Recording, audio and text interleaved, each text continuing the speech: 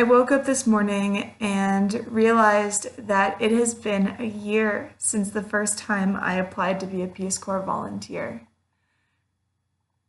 In that time, I've had so many wonderful conversations about so many different facets of the Peace Corps, of my own thought process, just so many things. And so I figured why not make a video expressing kind of the journey that I have been through for the last year.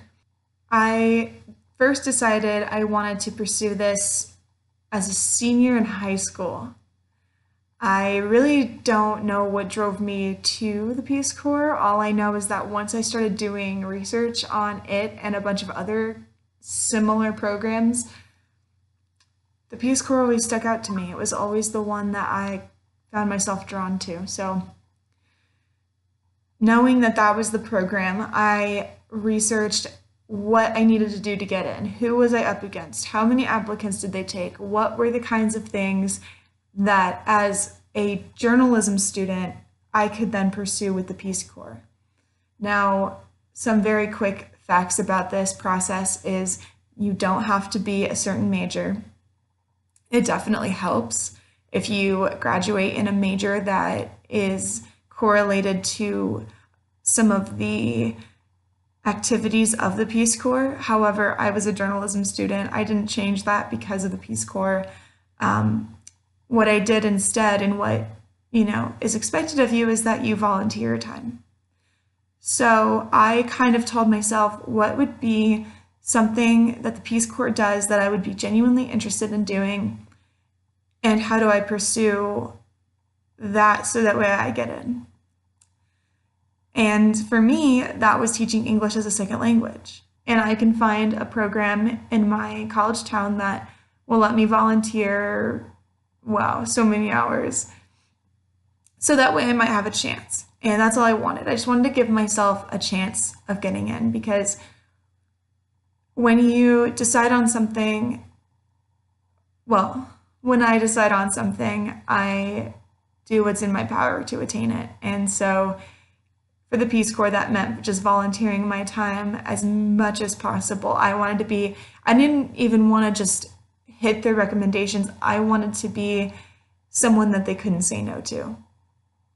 So I spent all of college at a local ESL center teaching adults English, and teaching adults English from all over the world. It was really awesome to get a little sneak peek perspective into the lives of these people from other cultures and how they view the world. It was really cool. So I took my hundreds and hundreds and hundreds of hours a year ago and I put them on my resume to apply. And at the time, I got really stoked on this position in Indonesia. I researched it, I thought about my own skills, I thought about how I can best present myself so that way those that I interacted with from the Peace Corps really got the sense that I was dedicated, because that's what you need to be. You need to be dedicated, and you need to have a clear purpose for doing this, because if you want to get rich, this isn't where you go. The Peace Corps isn't going to pay you a big amount of money to go and help others. To be a volunteer is to literally give your time for free. And so if you're not committed to volunteering, then this might not be the route for you. But if you're dedicated enough and you really see the value in something like this, then absolutely. You just have to work for it. If you get a degree in a field that they want you to get a degree in, then you're that much farther ahead. But since I didn't, I volunteered and it was so fun. What else? So Indonesia. So I really wanted to go to Indonesia and be an English teacher.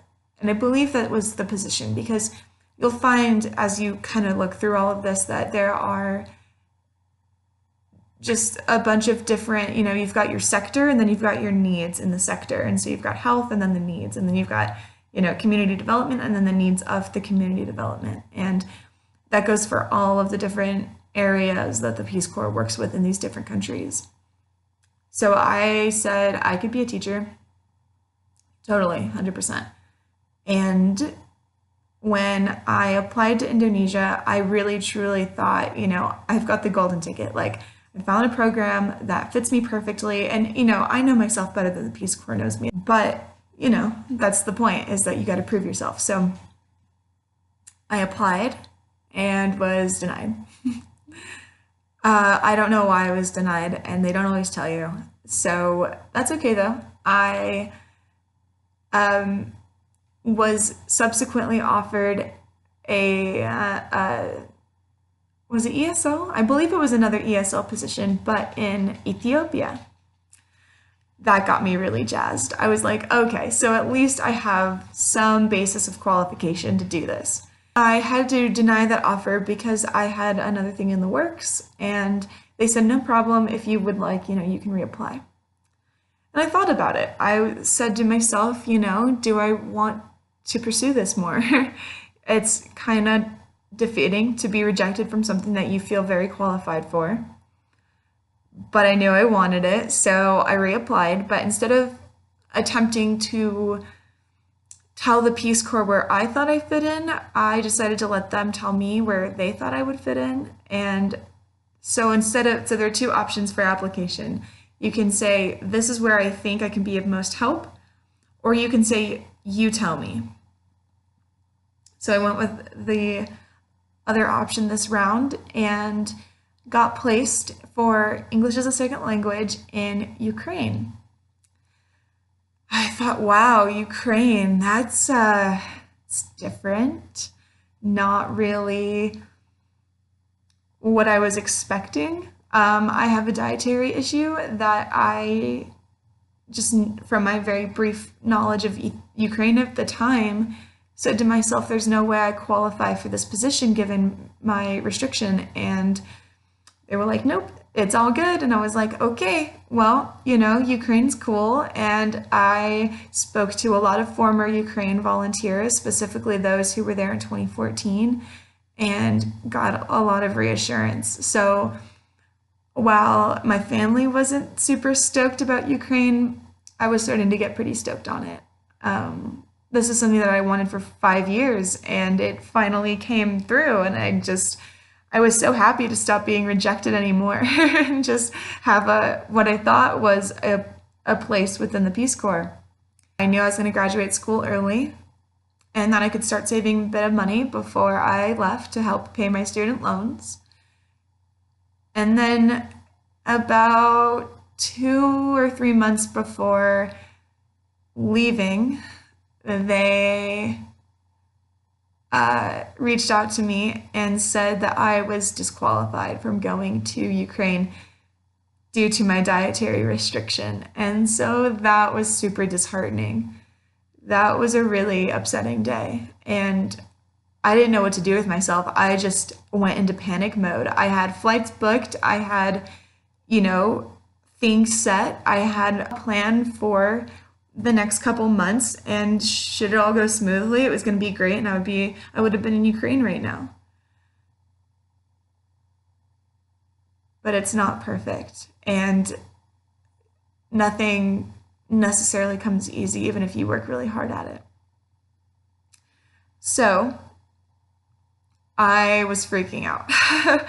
And I basically wrote them back and said, that's fine. I can't argue with you at this point, but are you serious? Like, I can't go anywhere. I've got to wait another year. If I reapply right now, I'm going to have to wait an entire calendar year to go through I had done all my medical, I had gotten cleared. I mean, I was on route to go. I mean, I really thought that was my destination, and all the time I spent running around getting the documents they wanted, doing the things that they asked me to do, just shattered. It felt like my world kind of shattered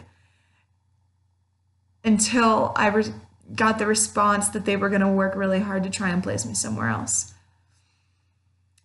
Didn't have a lot of confidence. The woman I was speaking to about this, and in this communication of freak out, kind of was like, it's gonna be really hard to place you. We'll see what happens, but like you can always reapply. And I was just like, I don't know if I'd reapply again. This is really a lot for me. And so for about 2 weeks, I was checking my email every single, probably every hour, honestly. It wasn't even just like right when I woke up or like right like before I went to bed. It was constant all day long. If my phone buzzed, I was like, oh my gosh, it's them. 2 weeks went by and they came back and they said, we saw on your application that you have a proficiency in French. You can go to Senegal and be a health volunteer. And I had already been to Africa once. That summer, I was already gonna go back again to a different part of Africa. And I was so happy. I can't even express how happy I was to get that email because I just racked my brain, right? Like when you want something so bad, you can't help but overanalyze it. And I know that I'm the worst at that. I know that I sit and I think about things like this for days. So I did. And to this day, I get asked, like, what would you make your plan B if you needed it? And I was like, go hiking. I would buy a van and travel the country. I don't know. I had no answer. I was like, I might go live with my parents. Keep nannying. I literally had no idea and I still don't. And thank goodness I don't need to, but have a plan B. That's a piece of advice that I would give you is have a plan B because you don't know. And what you think is irrational or not excuse enough to not allow you to join or whatever, you are not in control. After you send in your application, the only things that you can control are your reaction and getting your things done if you're accepted. So it was less than a minute. I remember just being like, yes, I am so grateful to have been right there when they either needed someone in that program or, I don't really know what happened in the background. I don't need to.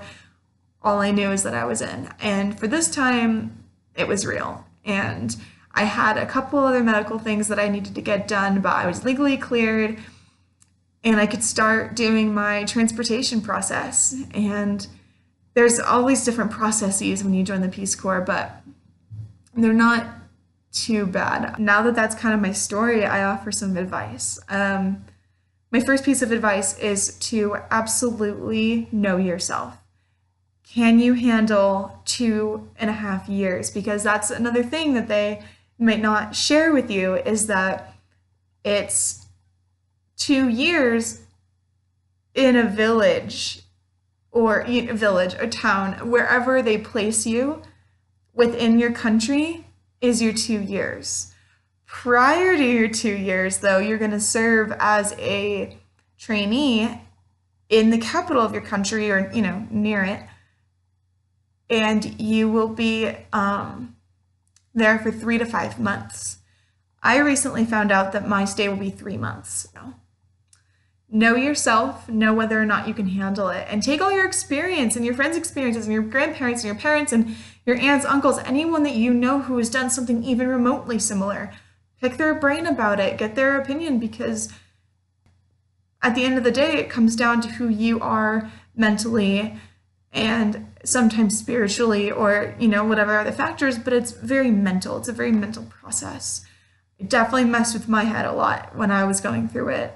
If you are invited, do not allow the medical the medical and legal clearance processes stress you out too much, because at the end of the day, your medical information is your medical information. They're gonna ask you to do a bunch of things no matter what, like get shots or, dental exams or whatever they ask of you. So it's best just to trust the process and to actually do it. You're given timelines on all of your everything. Everything's got its own set date because they have a huge organization to run and so many different things to check and a bunch of people to do it for. And you need to be timely. And if you can't prove to them that you're timely, at least to an extent, I did ask for extensions on a couple of things because I was working over full time all summer and pursuing things. And I mean, we're not perfect, but as much as possible, don't let it intimidate you and don't let it get the better of you. You can get it done. I think if I can go do it, and I remember very vividly how stressed and anxious and all these other emotions that I felt while going through that whole process was, but if you don't let it defeat you, you get through it. And if you get through it, you'll probably get through. I mean, like get cleared and go. And if that's really what you want, then you want to pursue it to the best of your ability. And that's the other thing. Pursue your degree to the best of your ability if you're in a degree that caters to it, and even do some volunteering on top of that. Get involved or make sure that you have a job or two on your resume that exemplify that you can handle your work in the environment or in the finances or with the youth or with health or with education or whatever it is you pursued to do with them. Prove yourself and don't give up on proving yourself, because I went through like 4 different stages of my application, and I just had to keep proving that this is what I wanted, that the Peace Corps was something that I was dedicated to, that it was something that I wouldn't let them say no to me for. And I think that comes through when you are submitting your application, when you're doing your interview, when you're doing all these things. I think it'll come through if you're really dedicated. And it's a really good feeling. It just is. Other advice. I'm trying to think of all the conversations I've had with people on topics like the Peace Corps and about all the different facets of it. A lot of what I get is student loans. That is just something you need to read up on and do for yourself. I am not choosing to defer my loans. I'm not choosing to do this program where you need to be in a service industry for 10 years to have loan forgiveness. I actually don't even know if that's really available anymore. Something I should check on. But there are options for student loans, but know yourself and know, maybe that's the biggest piece of advice. Just be honest with yourself. If you know that deferment is not actually good for you, if you know that, you have to buckle down in the service industry for 10 years because you literally can't pay your loans, if you know that you don't have a lot of hours of volunteer experience, go pursue more. If you know that you would rather pursue journalism than biology, then go pursue journalism and volunteer with biology. I mean, be honest with yourself first, and then do the things that it takes to make yourself better. And even if not a better applicant, just better. If you can really look at yourself and face the facts about yourself and about your circumstance, then you give yourself the ability to start changing it. And if it is positive change, I think it'll get you where you need to go. But if you can't accept your life for what it is, if you cannot accept that you are the root cause of the reasons why your life is the way it is, now in the States, when you're in a nice, comfortable home, you're not going to be able to last in the Peace Corps or in a lot of the different situations that you get abroad when you're a visitor to that country for vacation. I mean, there are so many unknowns, and we can be certain of nothing, to quote Anthony Bourdain. Wow, is that true when you travel? You are certain of nothing. When people ask me, are you scared? Are you nervous? What if, is it safe? What if this happens? What if that happens? Da, da, da, da. I just say, no, I don't know the answer to all of those things. I know I'm going to serve in Senegal. I know that I'll be near the capital for a couple months. And I know that I should be proficient in French. And I know that I'll be doing health related things. But I literally don't have that much information outside of that. And that doesn't scare me. It scares a lot of my friends and my family, but it doesn't scare me. And the reason why is because I can't be certain of anything anyway. But while I can't be certain of it, I can be mentally prepared to handle it. If something does come up, I can know that I am mentally prepared to deal with it and that I am self-assured enough to be my own person, set my own schedule, follow the rules of the Peace Corps, do the things that it takes to be, one, a functional person in general abroad, but also commit to this goal that I'm required to achieve due to my association with the Peace Corps. And if you can't pursue with persistence and passion whatever sector it is that you want to go into in the Peace Corps now in the States when you're comfortable and taken care of, then that's not going to lead you to success abroad. It just won't. So know yourself, be honest with yourself, and really work on your life when you're here. Because if you're in this weird waiting period like I am, and you're medically and legally cleared, but you're also not at your destination yet, my advice to you people is to really just become self-assured with your life and the different facets of your life that you see need to be improved upon. The less you have to think about the different things about your life in America, the easier it'll be to focus and do the things that you need to do abroad. So that's kind of all I've got for this rant.